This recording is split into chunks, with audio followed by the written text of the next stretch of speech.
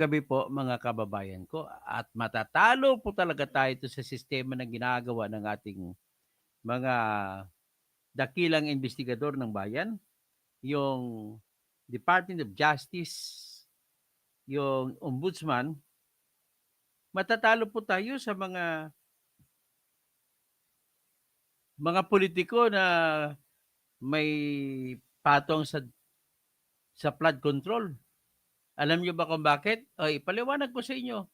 Pero bagong lahat, no, ay kung pataasin muna natin ang mga viewers natin habang naghihintay tayo, siguro dadako muna ako sa mga pangmadaliang balita na si ano pala, ito yung naasar ako dito, yung pasikat na DTI na tao ni Bongbong Marcos na si Cristina Roque.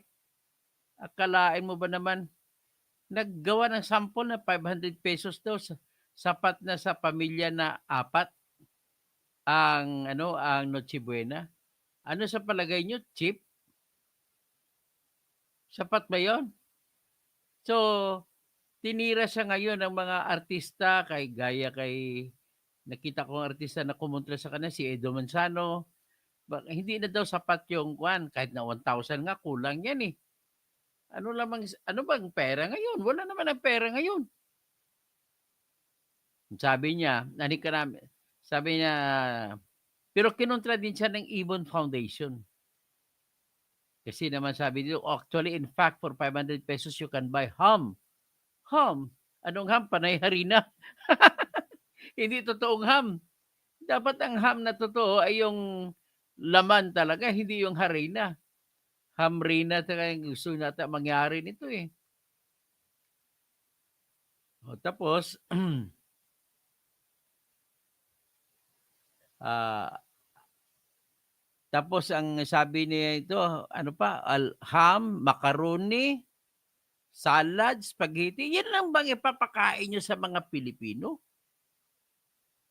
Wala namang karapatan ng Pilipino na manggagawa, bibili man lang kahit 1 kilong litson.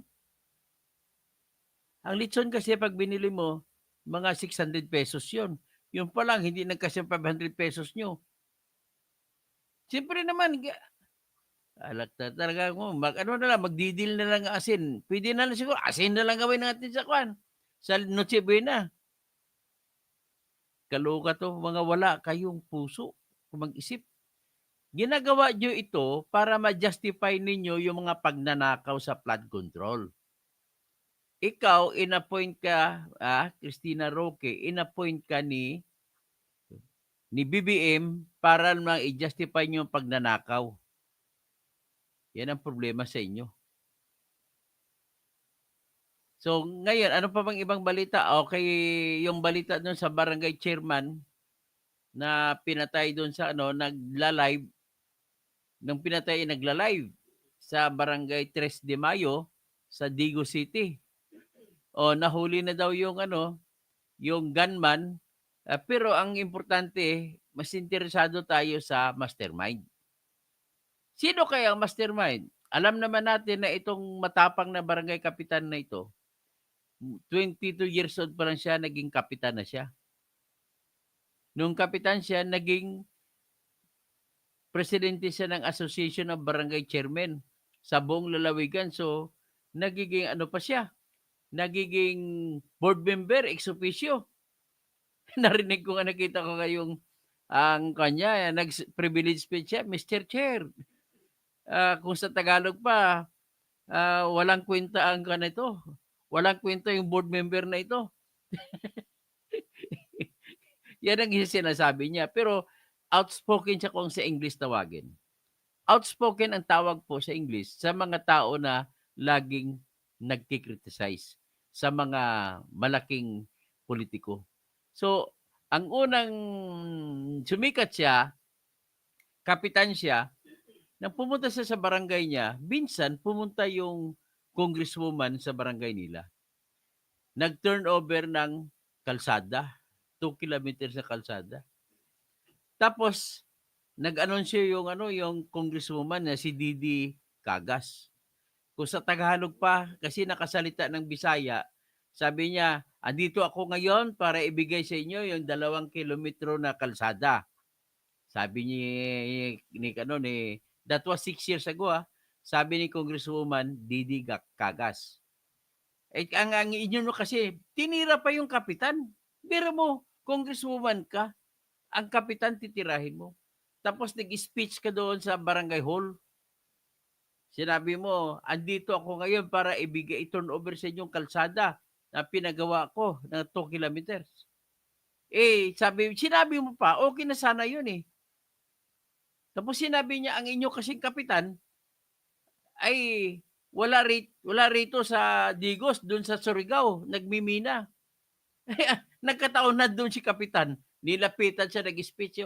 Imagine yung sitwasyon, nilapitan, ano ka, sinungaling ka, anong klaseng ka, congresswoman ka, nandito ka sa teritoryo ko, jurisdiction ko ito, ganun katapang yung kapitan na yun. Biro mo yung mga police na bodyguard ng mga congresswoman, pinalayas. Bakit yung palayas yan? Barangay ko ito. Ganun ka klase, pinapaliwanag ko lang sa inyo yung kapitan na ito. Pagkatapos, nang bago siya pinatay siya noong 9:00 ng gabi, petsa 25 ng Nobyembre. Habang nagla-live siya, may lumapit na isang mamamayan na may napulot na pitaka at nire-report sa kanya kasi nagla-live siya eh. Gusto niya ipatawag kay kapitan kung sino may-ari ng pitaka. Kasi maraming nakikinig sa kanya eh. So ngayon, habang binabasa niya, tinatawag, ayun, binaril siya. Sa screen ng live na Facebook, makikita mo ang tao lang na yun pero hindi mo makikita yung bumaril. So anyway, ang nangyari, habang nung binaril siya nung November 25, nung November 24, nag-live siya, tinira niya yung mayor. Ang mayor na si Joseph Cagas. Ang tira niya kay mayor, nag-loan ka na naman 2 billion para sa Digos. Kaya binanggit niya mga resort ng mayor, lahat-lahat dumami sakyan. So siguro napuno siguro mayor kaya suspitsa ko mayor nagpapatay. So ngayon nahuli yung gunman kanina ay hindi lang sinabi kung sino yung nag-utos sa kanya. Yan ang pinaka-problema sa ngayon. Kasi may tinatag tayo na doctrine na res inter alios acta. Ano po yun? Para maintindihan nyo sa batas, pag nahuli mong gunman, at kapag nagbanggit ang gunman kung sino nag-utos sa kanya, hindi yun automatic na ayun ang binanggit niya ay pwede mo nang hulihin. Iyan ang batas po ng res inter alios acta na kailangan malalaman ng lahat ng pulis yan. So sinasabi ng res inter alios acta, walang sinumang tao ang pwede na maitatali sa salita ng ibang tao kung hindi mapapatunayan na yung taong nagsasalita at ang taong sinasakdal ay mayroong ebidensya na hiwalay na sila ay makakutsaba o di kaya malapit na magkaibigan. So ngayon, ang ibig sabihin yan is, example, may nangyari, napuntahan ko mismo sa Occidental Mindoro. Napuntahan ko doon yung mga NBI agent na pinatay. Yung lugar, pinuntahan ko kung saan yung lugar na yon. Malapit na sa Occidental Mindoro sa Mamburao. Ngayon, pinupunta yung mga NBI agent yun, pero may suspetsa doon na si Congressman Jose Villarosa. Kasi yung pumatay sa magkakapatid na Quintos, mga anak ni Ricardo Quintos, na naging congressman, ay sinabi ng mga gunmen na nag-utos sa kanila pumatay ay si Jose Villarosa. So, ang nangyari kay Jose Villarosa, all right, pinaakyatan ng kaso ng double murder, nakulong. Pero pagdating sa Court of Appeals, pinalaya. Bakit? Res inter alios acta. Wala kayong ebidensya maipakita na yung gunman at saka si Villarosa ay magkakutsaba. May natutunan kayo sa akin. Oh. So ngayon, ang tanong ko, meron bang ibang ebidensya na maikakabit yung nahuli na umamin pa sa interview ng radyo. Sa salitang Bisaya, umamin siya na siya ang bumaril kay Dudong Bukol. Sino ngayon ang ibabanggitin nun? Kung babanggitin yun si Kagas, kailangan natin maghanap ng ebidensya, mga pulis, para naman patunayan nyo muna na kung meron kayong ebidensya na nagkasama ito yung killer at saka yung yung kung sinong politiko, yun pwede na maidadamay si Mayor Joseph Cagas. Ang pwedeng gamitin, suggestion ko lang, pwedeng gamitin yung CCTV na nakita na nag-utos, nag-usap. Or pwede rin gamitin ang text message. Oh, magkano. Yan, pwede rin gamitin yan. Hiwalay na ebidensya. Para maipatunayan na may samahan yung gunman at saka kung sino man suspect. Pinangungunahan ko na mga pulis dyan na malalaman ninyo para magiging magaling kayo mag-imbestiga. Ang problema dyan, so baka naman si Hepe ng Digo City, si Lieutenant Colonel Ipong. Oh, Lieutenant Colonel Ipong. Kasi isang linggo bago pinatay si Dudong Bukol, ay nagkamurahan sila. Kaya malamang pwede si Hepe. Inutos ni Hepe sa ibang tao. Grabe. Ganun talagang bansang Pilipinas. Oh, may naalala rin ako. Inimbestigahan ko bilang legal counsel ng National Press Club. Inimbestigahan ko yung kaso ni Dr. Jerry na pinatay sa Puerto Princesa. Nang pumasok siya sa ukay-ukay, saka siya binaril. May nahuli na mga nahuli sa CCTV na nakuha sa CCTV na papalabas sa airport. Ang connection ay nakunan po. Ang problema, nakuha ng mga text messages na sa gitna ni Governor Joel Reyes at saka yung handler ng gunman. Kaya medyo maganda ang laban kay Joel Reyes. Kaya hanggang ngayon sa kulungan si Joel Reyes. So, pinapahalimbawa ko lang ito para malaman ninyo mga police officers na nag-iimbestiga dyan, task force sa Oscar Dudong Bukol Jr., gagawin ninyo para kung paano. Okay? So anyway, balik tayo sa main topic natin. Talagang take advantage ko lang yan para sabihin sa madla, marami kasi nagkakan eh. Itong ebidensya po ng pagkapatay. Tapos sunod nga kahapon, may pinatay naman na barangay kapitan din sa Masantol, Pampanga. Anong klaseng hepe ka, Nartates? Mag-resign ka na. Wala kang kwentang hepe. Wala kang kwentang chief PNP. Sa panahon ni Nick Torre, walang nangyari ganun. Sa panahon mo lang may nangyari ganun. Kalain mo. Kung ibig sabihin po, kung ako lang, bilang hindi naman ako trained sa PMA, kaya hindi naman ako premier, hindi naman ako nag-ROTC kasi band member ako, saxophone ang dala ko nung nag-ROTC ako. Pero common sense dictates that the chief of the entire PNP should ensure that almost all places in the Philippines must have been patrolled by uniformed men. Kasi pag makita pa lang ng mga kriminal ang nakapatrolya ang mga uniforme, malaking bagay na hindi mangyari ang krimen. Makita pa lang ng kawatan ng akyat bahay, hindi natutuloy yan. Ibig sabihin po, natutulog sa pansitan ang mga tao mo, Nartates. Mag-resign ka na, hindi mo pala kaya eh. Lakas-lakas mo pa loob na ko. Ako yung appoint ka, mayroong hiping iba, tatanggapin mo, nakakahiya naman yun. Pag wala kang ininsulto yun sa akin kung ako yung tao. So anyway, let's go back to my topic. Ang topic ko po ngayon ay yung sistema po na ginagawa ng Department of Justice natin, ng Independent Committee on Infrastructure at ng Ombudsman natin sa sistema nila na paghagilap ng mga ebidensya at mga testigo, matatalo po tayo. Matatalo po ang flood control cases natin. Ang makukulong lamang natin, mga district engineers lang, kawawa naman kapwa ko engineers. Mga engineer, mga project engineers.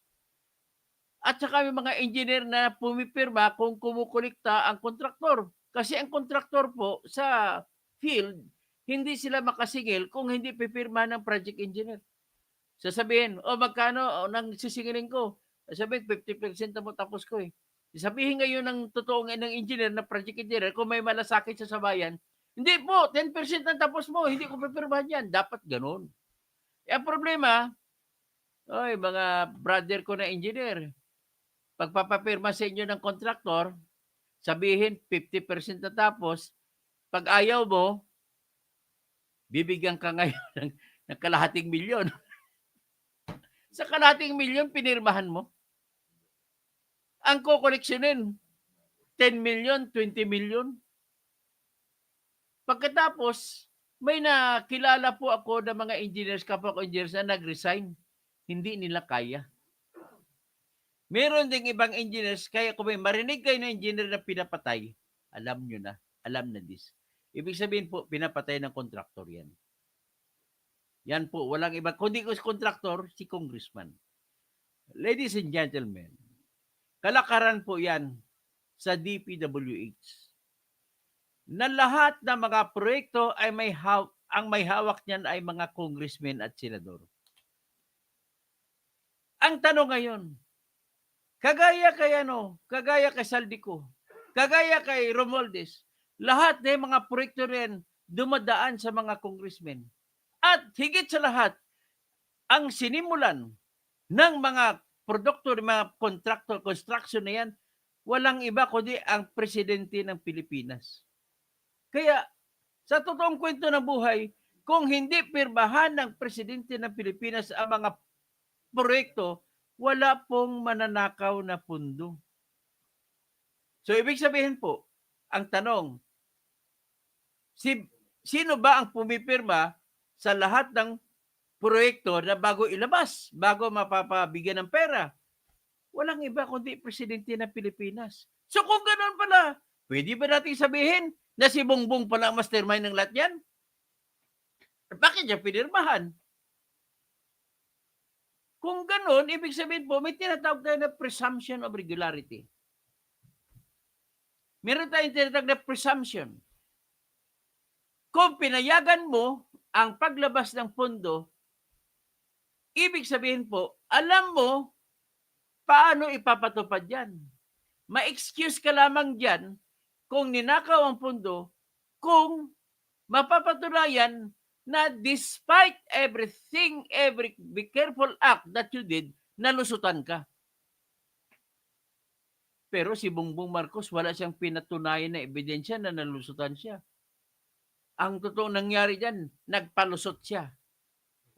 Hindi ka nalusutan, nagpalusot ka. Naniniwala ako ng buong buo sa sinabi ni Saldico na yung 2 billion a month na binibigay sa iyo mula noong September 2022 hanggang sa kasalukuyan. Maliban pa yan yung 100 billion na siningit mo. Hindi pa kasama dyan ang 50.9 billion na siningit naman ng anak mo na si Sandro. Grabe, ngayon ko lang makakakita ng kung magnakaw, henerasyon por henerasyon. Ang unang henerasyon si Apo Lakay. Pagkatapos ni Apo Lakay, ito naman si BBM. Tapos si BBM, ito naman si Sandro. Grabe, mga magnanakaw kayo. Henerasyon por henerasyon. Naniniwala po ako ng buong buo sa totoo sinasabi ni Saldico. Ang hindi lang pinaniwalaan ko si Sammy Saldico na hindi siya kumita. Hoy, Salde, ibalik mo kinita mo.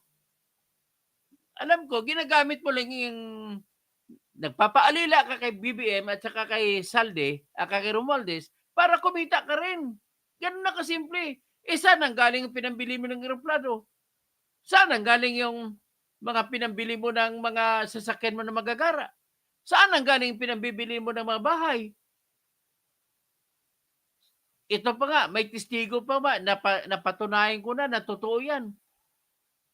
At ang nangyari, ay pinatawag ka ni Marcos sa pamamagitan, BBM, sa pamamagitan ni Jojo Cadiz. Sino si Jojo Cadiz? Siya po, mula nung gobernador pa si BBM sa Ilocos Norte, tao na siya ni BBM. So ganoon katindi ang trust relationship nila sa kanila sa isa't isa. Ang trust na hinahanap ng mga politikong kurakot sa isang tao na magiging tao nila ay to the point na hindi sila isusuplong sa mga bagay-bagay na nakakahiya para sa kanila. So, ibig sabihin, magiging ebidensya ngayon yung service records ni Jojo Cadiz sa'yo para sabihin na totoo ang sinasabi ni Saldico na nagbigay siya ng 1 billion kay Jojo Cadiz para sa'yo.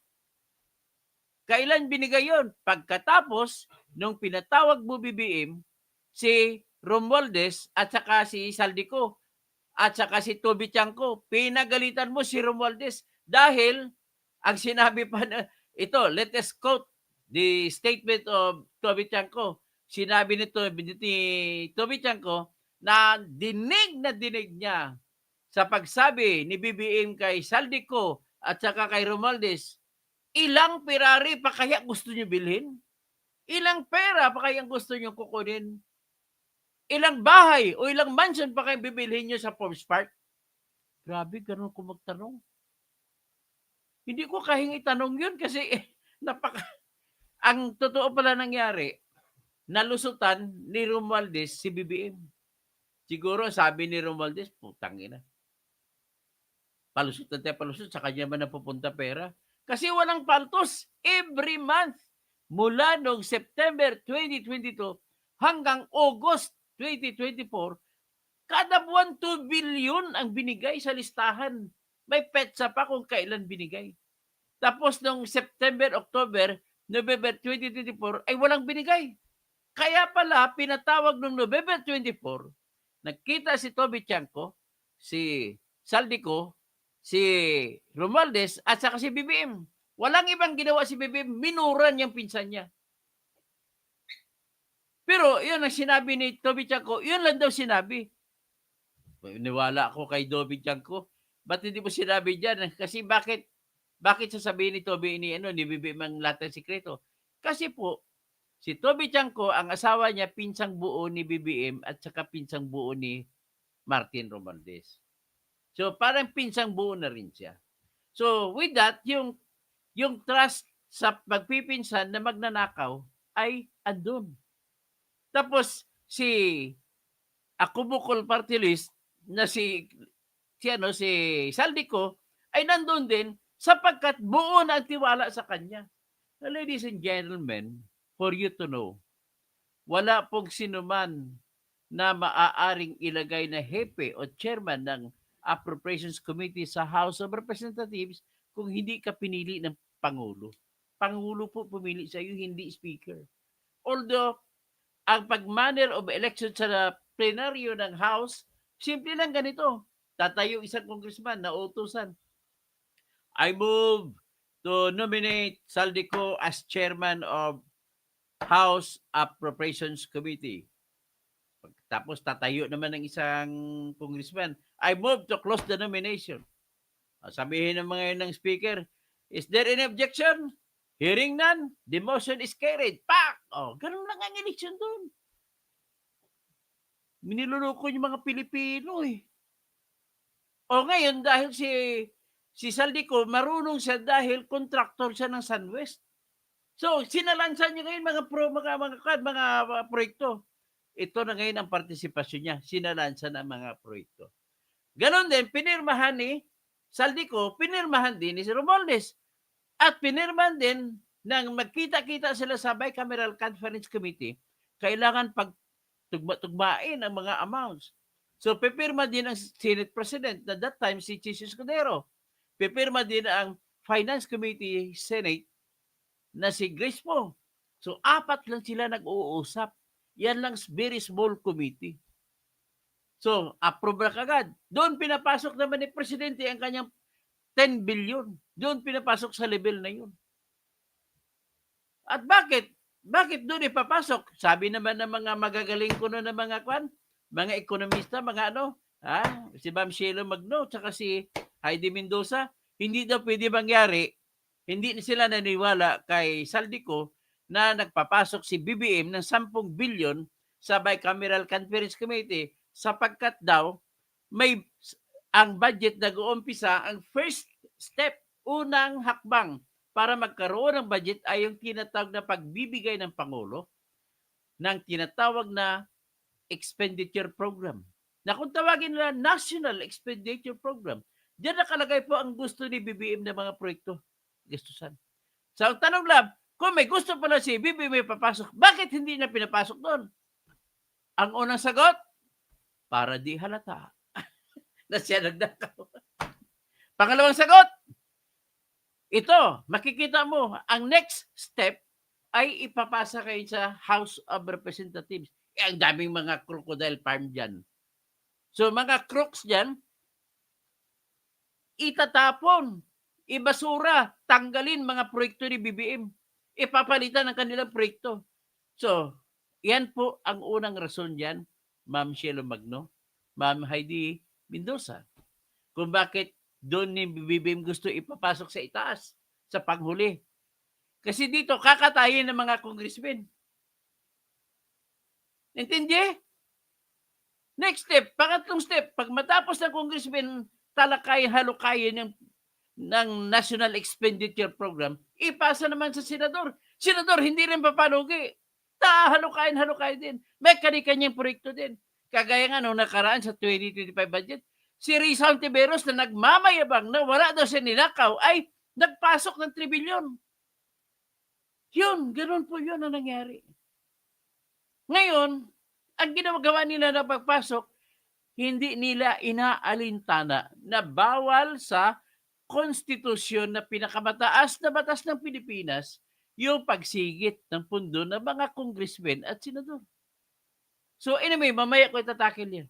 So pagkatapos nun, aprobado ng Senado, magkikita ulit Senado tsaka congressmen sa tinatawag na Bicameral Conference Committee, mayroong representante galing sa Senado, mayroong representante galing sa House.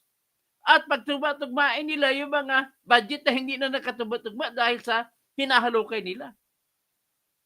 Doon na ngayon papasok si BBM.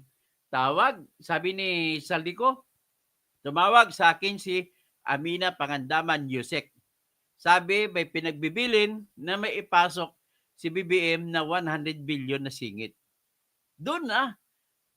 So ngayon, mas safety, mas sigurado ang pagpasok ni BBM doon kasi katapusan na yun ng proseso. At wala nang pwedeng makagalaw kung aprobahan ng Bicameral Conference Committee, ng Small Committee of 4. So ngayon, sabi ni Amina Pangandaman sa kanya, magtanong ka nag-meeting kami kanina ni Presidente. Kasama ako at saka si Adrian Bersamin. So tinawagan niya si Adrian Bersamin, confirm. Tapos tinawagan din ni Saldico si Romualdez, yung boss niya. Boss, meron na pinapasingit si Presidente 100 million. Ano sagot sa kanya ni Martin Romualdez? What the President wants, the President gets. Confirm, sabi kay BBM nang galing. Ngayon, naintindihan nyo na kung bakit gusto ni BBM doon sa Bicameral Conference Committee ipasok ang gusto niyang project. Nagpasok din si Sandrico, hindi rin palugi sa tatay niya. 50.9 billion naman sa kanya. Akalain mo nang hindi ko talaga makakalimutan. Ang bayan ko, ewan ko si kaibigan ko si Alex, so nakapunta sa amin sa South Cotabato. Ang bayan, ang kalsada po sa South Cotabato, mula Cotabato City, papuntang General Santos City, dadaan ng Coronadal City. Ang kalsada po namin doon, grade 1 pa lang ako, that was in 1972, when that road was constructed. Ang nag-construct yan, mga Koreano na kontraktor. Walang nakaw. Hindi naman makanakaw si Apo na kay noon. Bakit? Kasi kinonstruct yun, inutang. Ang bansa na papautang, sila magsasabi kung sino kontraktor. Akalain mo, 1972 hanggang ngayon, hindi pa nagka-crack kahit isa. Ganon kasimple ang mga kontraktor sa ibang bansa. Hindi sa atin, kung hindi man nag-crack sa atin, bubungkalin ng jackhammer para sementuhan uli. Pero iyon ba't mo pinunduhan, Sandro Marcos? Puno ng kalsada namin. Wala ka naman ginawa doon kundi ghost project yun. Yan lang sinasabi ko lang. So ito na ngayon. Nakita niyo na ang proseso. Pagkatapos diyan, ma-implement na, mapirma na, ang ginagawa naman ngayon ng congressman, may kani-kanyang batang kontraktor, hindi makapalag ang mga district engineer. Pag sinabi, akin yan, project, akin yan, akin yan. Ang style naman nila ni Sandro at ni Saldico, na ginagamit si Saldico ni BBM, ay paradahan niya ng mga proyekto lahat ng distrito. Nagugulat naman ang congressman, bakit mayroon akong project dito? Hindi naman akin to. Sasabihin lang ni Saldico sa kanya, kay President yan. Akin yan. Bibigyan nila kita 3 million, huwag ka nang maingay. Ganon po ang relasyon ng mga congressmen. Diyos ko. Paulit-ulit na lang yan. Kahit sa panahon pa ni Cory, ganon ang ginagawa hanggang ngayon. Kaya ang daming singit gang dyan eh. So, kung ganon ang nangyari, ang tanong ko, paano natin mapabilanggo yung mga congressmen na yun? Kagaya kay Saldico, kagaya kay Romualdez. Paano? Sagot ko, aba, hindi ko alam kung mananalo itong DOJ na ito ni Remulla at saka ICI. Bakit? Ano ba yung criminal law?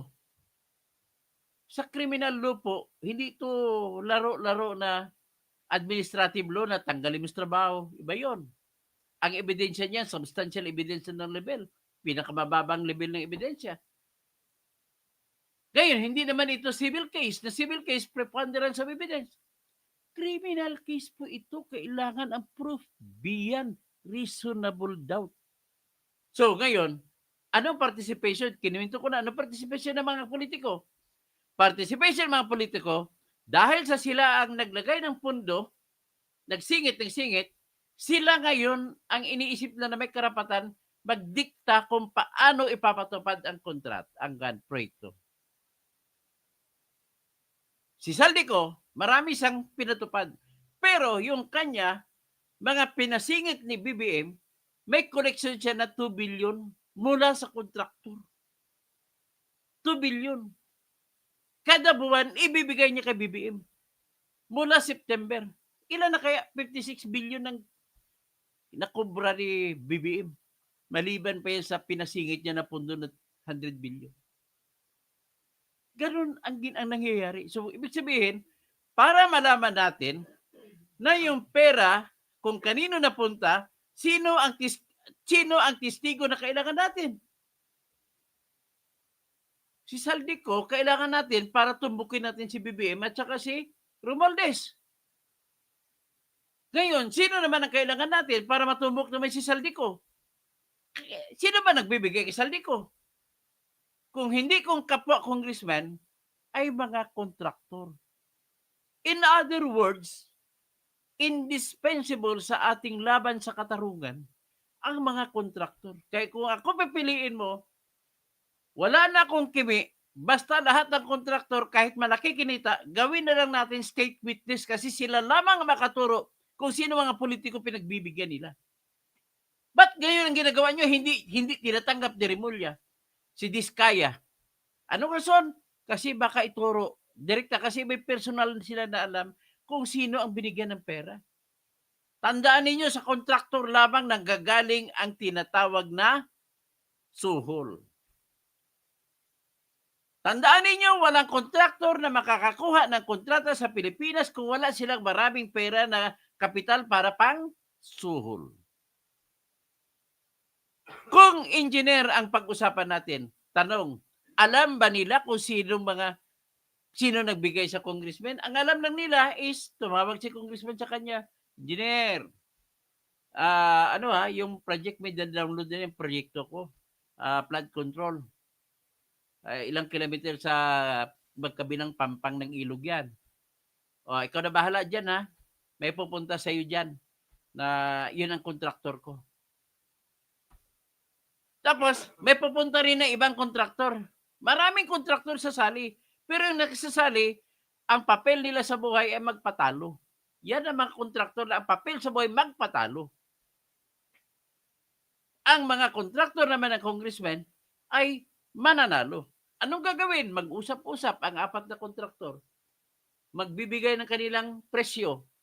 Naka-sealed envelope pa yan. Putang na. Akala mo ha, totoo ha. Naka-sealed envelope pa yan.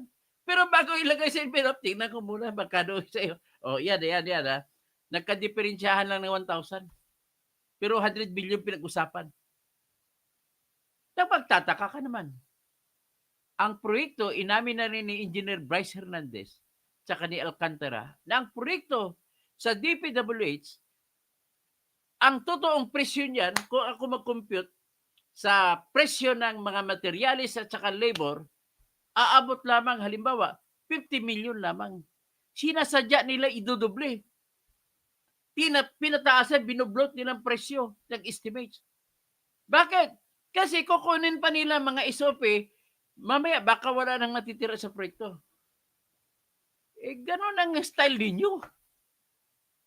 So, ngayon, kung ganun ang style, ang tanong naman, bakit? Ang tanong, simple na tanong, bakit nagpapayag ang mga district engineer sa mga utos ng congressman? Simple lang. Simple lang po dahilan. Una, sapagkat walang batas na nagsasabi na may security of tenure ang mga engineers. Isang tawag lang na congressman, tanggal si engineer. Lipat ka sa kangkungan. Kaya ang mga engineer hindi makatanggi. Pangalawa, bakit ka tatanggi? Binibigyan ka rin naman ng pera. So, sa sistema ninyo, ng inyong ginawang testigo lamang na state witness ay yung mga engineers at wala nang iba, tinanggihan ninyo na maging state witness si Diskaya, hindi nyo malalaman ngayon kung sino mga tao na mga politiko ang binigyan ni Diskaya ng pera. So, am I sensible here? That's the only way to fight completely all the corrupt in the crocodile farm. Di ba? Agree ba kayo? Wala nang ibang paraan para mahuli yan. Kaya nga, res inter alios sa akta. Ang kutsabahan ng congressman, engineer, kulang pa yan. Kaya ang pera ang magiging ebidensya.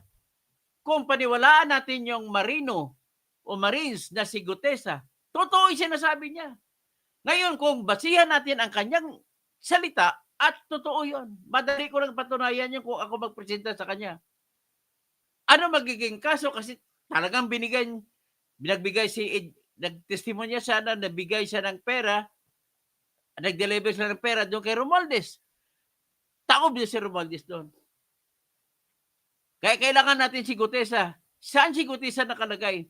Although, contractor din si Saldico, doon siya, tao siya ni Saldico. Kay Saldico, yari din si Saldico sa kanya. Kaya saan na ngayon si Gutesa? Yan problema. Nasaan siya ngayon? So, nakita ninyo ang pattern. So ngayon, pag si Gutesa ang gamitin natin, madadali po natin si Romualdez at saka si Saldico ng sala na tinatag na bribery. Hindi natin madadali sa ibang kaso. Bribery lamang. Bakit? Wala tayong ebidensya na nakialam sila sa bidding. Wala tayong ebidensya na binigyan siya ng kontraktor. Ang ebidensya lamang natin, binigyan siya ni Saldico. At si Saldico, binigyan din ng congressman. At si Saldico, tumanggap din doon kay Engineer Alcantara. In other words, para makumpleto ang pagtira sa lahat ng mga buaya, kasama na kontraktor, ay kontraktor lamang po ang susi diyan. Wala nang iba. Para madugtungan yung sinabi ni Gutesa. At sa ngayon, dahil si Saldico ay nagsasabi ng totoo, magagamit na rin natin siya. Ibalik niya siguro mga 10 billion. Pati eroplano niya, ibalik niya. Sa Pilipinas, magiging state witness siya. Para ubos, pati si Romualdez, pati si BBM ubos. Pero, naniniwala rin ako, gagaya sa inyo, hindi nyo natin kailangang manghula na hindi mananalo ang kaso natin. Kasi ang mastermind ang haharang. Walang ibang mastermind dito si BBM. Bakit? Siyang pumirma ng budget para i-release. Bago ilabas yung pundo para sa Mindoro Oriental, sa Mindoro Occidental, sa Bulacan, at lahat-lahat na, ay Pirma lamang ni BBM ang kailangan. At ang tanong, bakit mo nilabas ang pera? Ha, BBM? Ito ngayon ang explanation. Kasi alam na alam mo na may 2 billion a month na kukolektahin si Saldico. Hindi ba kukolekta yun kung hindi mo pirmahan ang budget? Alam mo, nakahindot-hetot itong project mo na 4PH, pabahay sa mga mamamayan, milyon pabahay isang kada taon. Bakit? Hindi matuloy-tuloy. Nakalagay sa unprogrammed appropriation ang budget para sa pabahay. Kasi hindi naman siya kikita dyan. Sa flood control ka kikita. Grabe kayo. Wala na talaga kayo. Wala kayong pagmamahal sa bayan. Ito si Sandro. Sa totoo lang, Sandro, nagalit ka kay Tita Amy mo. Kasi si Tita Amy mo, nagsabi sa rally ng Iglesia ni Cristo na ang ading ko, na si ading ko, ibig sabihin sa Ilocano, kapatid niya. Ang ading ko ay bangag, adik. Ang pamangkin ko ay adik. Tinawag ka pang pamangkin. At binibigyan mo, inaalok-alok mo mga anak naman ni Tita Amy mo. Pati si nanay mo, si Lisa, adik. Tapos sumagot ka, hindi ganon ang actuation ng isang totoong kapatid. Hindi totoong kapatid. Bakit? Bakit mo sabi? Sino bang nanay, tatay ni Amy? Ang nanay niya, sigurado ako, si Imelda. Ngayon, pag tinira mo si Amy na hindi anak ng lulo mo, na si Lakay, parang sinasabi mo na rin ang lula mo si Imelda ay prostitute. Wala ka bang Wala ka bang delikadesa? Hindi na nga inuungkat ng mga tao. Alam naman namin kung sino eh. Alam namin kung ano. Dapak na lang na inamin naman siya ni Apo Lakay na anak. Sapat na yan. More than an adoption yan. Kasi lahat naman ng tao may karapatan na umangkin ng isang anak basta gawin niyang adopted. So kahit hindi mo kadugo, mahal mo. At ikaw, Sandro, wala kang karapatan magsalita kasi ikaw ay kawatan. Ngayon, paano mapapaliwanag ngayon yung counter ni Amy? Sabi ni Amy, magpa-DNA test tayo. Sa kondisyon na magpa-hair follicle test kayo. Paano kayo yan? Tama ba ako, Sandro? Di ba?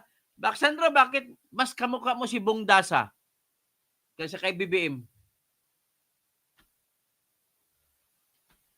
Si Bong Dasa po ay Mr. ni Gloria Diaz na Miss Universe.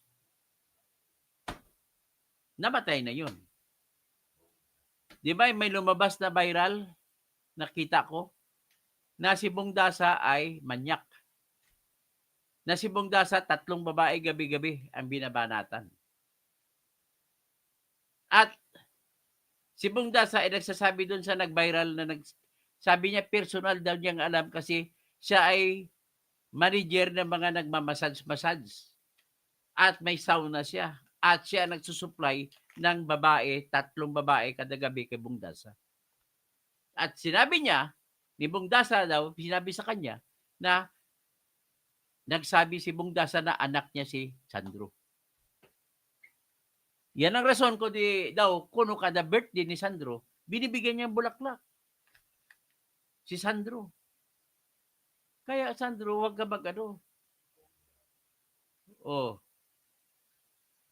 Ayaw ko na kwento yung kasi nakakahiya naman kay Lisa. So ito po ang aking diskurso dito sa ngayon sa sistema na ginagawa ni Remulla, ni ICI, ni Dizon, ay kamag-anak na kaibigan ko si Vince Dizon. Tapos yung professor ko sa criminal procedure na si former Justice Andres B. Reyes Jr. ay walang mangyari po. Hindi nyo makukonvict, hindi nyo matutumbok ang mga tao dyan sa Crocodile Farm. Kundi ang matutumbok nyo lang yung kontraktor, ay hindi pa kontraktor eh. Kontraktor hanggang dyan, pero ang tanong, pag tinumbok yung kontraktor, magsasalita ba ang kontraktor? Depensa nila sarili nila. Kasi kung magsasabi sila na nagbigay sila kay Saldico, yari na, guilty na. Para hindi ma-guilty, itatanggi. Ay, nako. Kaya nga, si Saldico, matalino to si Saldico. Yung mga, ang depensa nila, kung sasabi ka ng totoo, Saldi, bakit di ka umuwi? At tarantado. Gusto mo ba umuwi si Saldico? Naku, pag umuwi si Saldico, naku, papalitan ang pangalan ng ang airport natin magiging palitan yung Ninoy Aquino International Airport. Magiging Saldico International Airport yan. Yan sinasabi ko lang. So, klaro na ba sa inyo kung bakit hindi talaga ito going to the dogs itong investigasyon na ito? Ang tanong ko, sa lahat ng abogado dito nakikinig, paano nyo mapipin down si Romualdez? Wala kayong ebidensya na direkta may partisipasyon na si Romualdez nag-utos sa mga bidders. Si Romualdez na nag-utos sa district engineers kung sino pananalunin na mga bidder. Kung sino mga kontraktor papanalunin. Wala rin kayo ebidensya na si Saldico nag-utos. Wala. Kaya hindi nyo makukomply ang doktrina ng res inter alios acta. Wala kang ebidensya maipapakita para maitawid mo, para mapatunayan mo na may kutsabahan kasama si Saldi, si BBM, at saka si Romualdez sa mga nagpabidig-bidingan dyan. Wala. At alos, suko na ko rito ngayon pa lang. Kung gano'n ang ating investigador, walang ginagawa yung mga kasong sinasampa. Sasampan daw si Romualdez. Yan ang tinatawag namin na kaso na designed to be dismissed.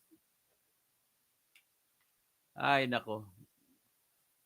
Wala na. Ang pag-asa dito sa totoo lang, yan ang mga katwiran ng mga the only way for you to cleanse the government is to have pure revolution. Hindi yung people power revolution. Hindi laban nangyari. Nabubuhay din mga kawatan ulit. Yan po ang dahilan kung bakit nagkaroon ng rebellion sa Bolshevik. 113 years na naghari ang mga Romanov family. Nang natumba ng mga Bolsheviks, pinatay lahat pati mga apo para hindi natutubo uli. Kasi ang anak ng kawatan ay kawatan din. O, kita mo si Bongbong, kawatan din. Kita mo si Sandro, kawatan din. Ganun po nangyayari. Ngayon sa lugar ng Romania, yung mga pamilya Teotisco, na mga Tsar, o nang natalo sila ng nagre-rebelde, patay din sila lahat. Ganun po, the only way na magbabago kasi namayani, sumikat noon ang komunismo na tinuturo ni Karl Marx sa ni Nikolai Lenin. O di, namayani, sumikat ang komunismo sa Russia. Pero kaya lang ang komunismo, with due respect to all my friends who are believers in communism, it is bound to fail. Bakit? Simple lang po. Yung sa Russia, wala namang nakipag-away sa komunismo doon. Bakit natumba? Kasi po, every man or every woman is born to be freedom-seeking people. Freedom lovers. Lumaki ang bata, aawayin ang magulang kung iniistriktuhan ng magulang. Huwag ka manood ng sine. Ay nako, sisibat yun. Huwag ka may kapaglaro dyan. Sisibat yan. Ganon po ang nature ng tao. Because of that, bigla nang nag-crumble ang Union Soviet Socialist Republic. Nawala ng kusa. Tapos mahilig pa sila maglusob. Pumasok sa Afghanistan. Naubos ang pera nila sa pag-maintain ng gera sa Afghanistan. Akala nyo kung nakalusob kayo, panalo kayo? Hindi, mahirap ang pag-maintain ng pera. Kaya ngayon, sumusuko si Putin kay Trump na magkipag-ayusan na lang. Sapagkat hindi na nila kaya. Yan po ang natural nature ng tao natin. So, kung matuloy man kayo sa November 30, I dare you force BBM to step down. That is the only solution. Hayaan nyo na si Sara ang papalit kasi siya naman ang hinalal sa ating konstitusyon.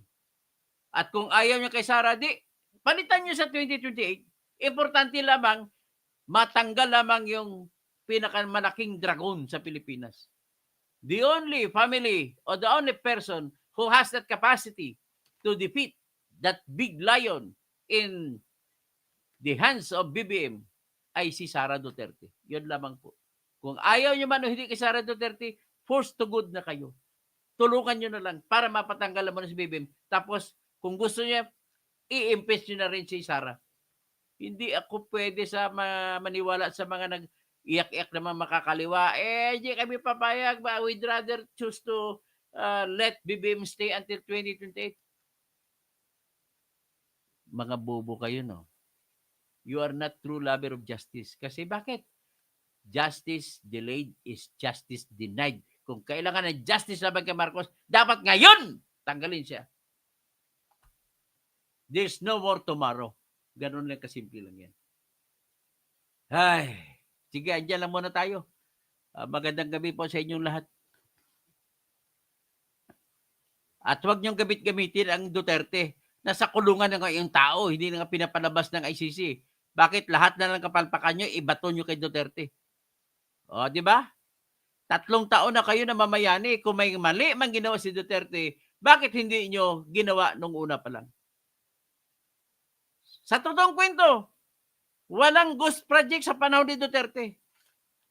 Ang ghost project sa panahon ni BBM, 2023, 2024. Sa panahon ni Duterte, maraming project, marami ring substandard, pero at least walang ghost project. Sa panahon lang ni BBM nagkaroon ng ghost project. At tanong ko na lang, bakit ang tapang-tapang nila hindi mapagawa ng project? Ang tapang-tapang ni Bryce Hernandez, ni Alcantara, tsaka si JP, si Mendoza, sino pang ibang mga engineers, ang tapang-tapang nila magawa ng project na hindi pinapatayo. Bakit? Isa lang po ang dahilan. Dahil backup sila nung presidente. That's all. Maraming salamat po. Hindi na muna ako magtatawag. Ang dami-dami ninyo. Paki-like na lang kasi iyan ang mapapasaya sa atin kung nalalike nyo kami. At iyan ang papatibay ng dugo namin ng mga vlogger. At syempre, nasa list ko na kami ngayon. Ito, kinikilala ko na the most dangerous activity or novelty na ginagawa ngayon ay magiging vlogger. 2 na po ang taong pinatay na nag-live vlogging. Ang nauna nandun sa Calamba, Misamis Occidental. Pinasok pa sa loob ng bahay niya. Pangalawa ay itong si Kapitan Dodong Bukol Jr. Pinasok sa kanyang gate at binaril. So, pag ganito po mangyari, I am afraid that a day may come that nobody will now speak of ill about many people. Ganun na po. Magandang gabi po.